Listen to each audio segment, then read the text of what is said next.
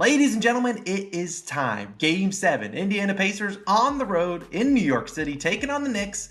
Win or go home, baby. My two favorite picks are on the way. What's going on, everyone? My name's Austin from Calling Our Shot. In this video, we're only talking all about the Knicks versus Pacers Game 7, the earlier game on Sunday. I'll have a completely separate video for the Denver Nuggets and Timberwolves Game 7 with another two picks, plus who I think wins and covers, plus some other things in that video. Go check that one out after this one. Will be linked down below in the description. Let's talk about this Knicks and Pacers game, but first we need to recap how we did yesterday. A frustrating 0-2 day. We went 2-0 on Friday, gave it all back yesterday, going 0-2. Luka Doncic under in PRAs ends with 49. We had 48.5.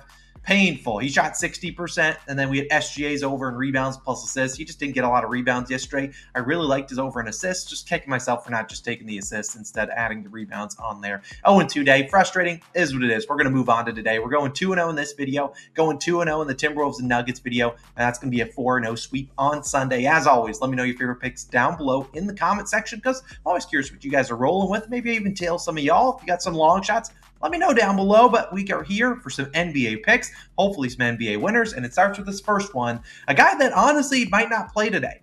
Josh Hart. I like his under 27.5 points, rebounds, and assists, minus 110 on BetMGM. Now, there is a chance by the time you watch this video that Josh Hart has been ruled out. However, in a pivotal Game 7, Jalen Brunson, like myself, said, hey, I expect Josh Hart to play, and I do expect him to be out there. If he doesn't play, just skip forward to my next pick. But if he's out there, he could play 5 minutes and not play the rest of the game. There's certainly a chance there. Now, obviously, Josh Hart, as a Knicks fan, I love him, and I hate rooting against his under here. But at the end of the day, we all know he got injured in Game 6. And in that Game 6, Hart, 16 PRAs in 31 minutes, shot 2 of 8, only 11 minutes in the second half. And in that second half, when he was really injured, 0 points, 2 rebounds, and 0 assists. I mean, not a lot to go around there. Now, obviously, Josh Hart, a role player, they typically play better at home, but we all know this. He's not 100%, and far from it. Now, Josh Hart has played through injuries, which is why I'm not going to be the one to count him out and say he doesn't play today, but there is a realistic possibility. I don't know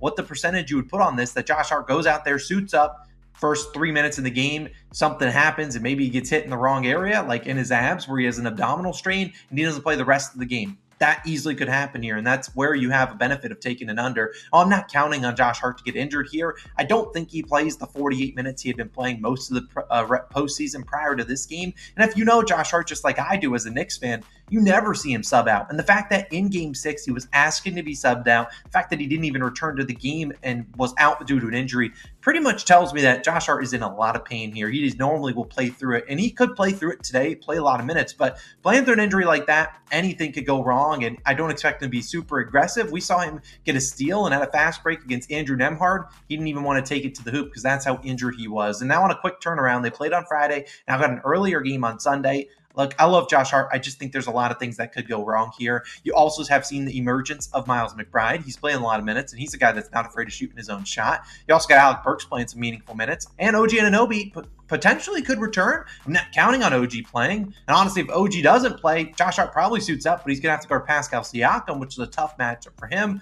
I hate fading Josh Hart. It feels bad, but I'll take the under. I think there's way too many ways Josh goes under here than there is he goes over. I don't see him playing the 48 minutes he had been playing. I think if he has an ideal game, he plays 36 to 40 minutes, and I'll still take my chances here in a Game 7. The ball is going to be in Brunson's hands every single possession. I'll take Josh Hart under 27.5 PRAs. Like I said, there's a chance he does not play. Second guy, my second play, this guy will be playing today. At least something would have to go really awry for him not to play. Some Scotty Scheffler 2.0. Just kidding. Myles Turner under 7.5 rebounds, minus 130 on FanDuel. Now, Myles Turner, if you recall, in Game 6, we took his over. And while I haven't had the best track record on unders this season, normally it's because those guys shoot 80% from the field. While we're not counting on Myles Turner under in points, we're just doing rebounds at minus 130. I would play it to minus 150. Now, like I said, in that Game 6, we took Myles Turner over 6.5 rebounds. He ended with 8. He had 3 offensive rebounds and 5 defensive rebounds. That counts out to 8. Now, in this series, we've seen him have 2, 7, 10, 5, 5, and 8 rebounds. In the 2 games he went over, obviously we took it over. In Game 6, he had 3 offensive rebounds. And in Game 3, he had 6 offensive rebounds. Look, in Game 6, I told you I expected him to be dialed in on the defensive glass, having to box out. Well, he did just that. He boxed out Isaiah Hartenstein. He did a great job there. However, I saw a lot of opportunity there for Myles Turner, and he refused to grab rebounds, and that's why I'm fading him here. Now, you might be like, Austin, didn't you just back us over? Yeah, well, He has not been historically a good rebounder, especially on the road. This season, Myles Turner, in basically identical minutes, averaged 7.6 rebounds per game at home, only 6.3 on the road. In this series, we've seen him have 2, 7, and 5 on the road in 3 games at New York, at Madison Square Garden. So, look, at the end of the day, his primary job on defense is to contest shots, which takes you away from getting rebounds, and boxing out Isaiah Hartenstein. While he was boxing out Isaiah, he was letting other guys grab those defensive boards, and I wouldn't be surprised if that happened once again here. Look, Turner is just not an aggressive rebounder, and I will fade him here in this spot on the road. I just don't see him grabbing 8 boards. This season, the Knicks allowed the fewest rebounds per game in the regular season, second fewest to centers, and in the playoffs, the third fewest in general out of the 16 eligible teams. So we know this is a team in the Knicks that's stingy against rebounds, should be a very slow-paced game, and look, they're going to involve Turner in a lot of actions to try to get him out of the paint. At the end of the day, I will fade him here. I'll take his under 7.5 rebounds. Is a little juiced, sure, but I'm not afraid of fading a guy like Myles Turner, who I swear, like I said, I had his over last game and I watched every single minute. Ball would go up, hit the rim, and be like, "Oh, Myles, you're 7 feet tall. Grab it. No one's there." He'd be like, "Nah, Pascal, you can have it." Everyone's going to be hustling for these loose balls today, so I don't expect a guy like Myles Turner, who already doesn't really hustle a ton for rebounds, to be hustling on 99. So give me his under. I think the only way it goes over if he somehow gets 3 or 4 fluke offensive rebounds, but like Myles Turner loves getting in foul trouble. Hasn't gotten into a ton this series, but could always happen. It's always looming for a guy like Myles Turner. Give me his under 7.5 rebounds. If you want some better value, because I know minus 130 is not ideal, I do think he scores 10 points, which if he did 10 points and under 7.5 rebounds, since it's negative correlation, I think it comes out to plus 105 was the best odds I found on BetMGM. But I'll just take the under 7.5 rebounds. I swear when I do SGPs, I take under 7.5 rebounds. Myles Turner would get ejected. And I'd be there sitting with 10 points, be like, I am such a bozo. This is what I feel, and this is what I deserve. So, 2 picks in this Knicks and Pacers Game 7. Myles Turner's under in rebounds. Josh Hart's under in PRAs. Unders in Game 7, disgusting, but I like both of them for their given reasons I already talked about in this video. Now, who do I think wins and covers this game?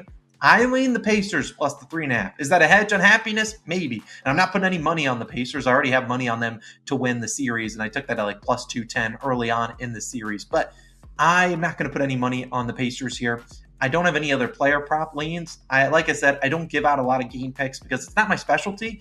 But I mean, honestly, my player props haven't been a specialty in the playoffs. Let's be honest. But when I've done the game picks, they've gone 2-0. So I only save that for really, really confident picks. I could go either way in this game. Obviously, the home teams have been obliterating the other team, so maybe the Knicks obliterate them today. But I don't see that happen. I think this one's a close Game 7. At least, hopefully, it's close. Unless the Knicks want to smoke them, then as a Knicks fan, I'll kind of allow it. But I'm just going to lean towards the Pacers plus 3.5. You guys can pick whatever you want. Don't let my opinion sway which way you go. I just think the Pacers are a better all-around team than the Knicks, and the Knicks are so banged up. Now, obviously, the Knicks could get some guys back today, OG Anunoby and whatnot, but I still think that I would lean the Pacers if I had to. But no player prop leans. It's hard really to give out a lot of picks in this game when I don't know who the heck's suiting up. So Josh Hart, hopefully he suits up, and hopefully OG Anunoby suits up. Maybe we see Josh Hart limited minutes. He can be efficient in those minutes, but still, a guy that is not typically a great three-point shooter. Hard to score in the paint here against the Pacers with Turner down low. I'll fade Josh Hart. I'll fade Myles Turner grabbing some boards. Hopefully go 2-0 in this game. But as I said, I have a separate video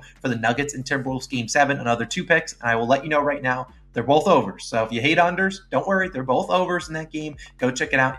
I'll link it on the screen. Should be posted right after this video goes live. Obviously, it's a much later start, but I try to get these videos out early for y'all. So you have a wonderful Sunday. Let's have a great Knicks Pacers game. Go 2-0, and hopefully we go 2-0 in that Timberwolves and Nuggets game, which is going to be linked on the screen. Go check it out. It's Austin. I'm signing out. See you in the next one.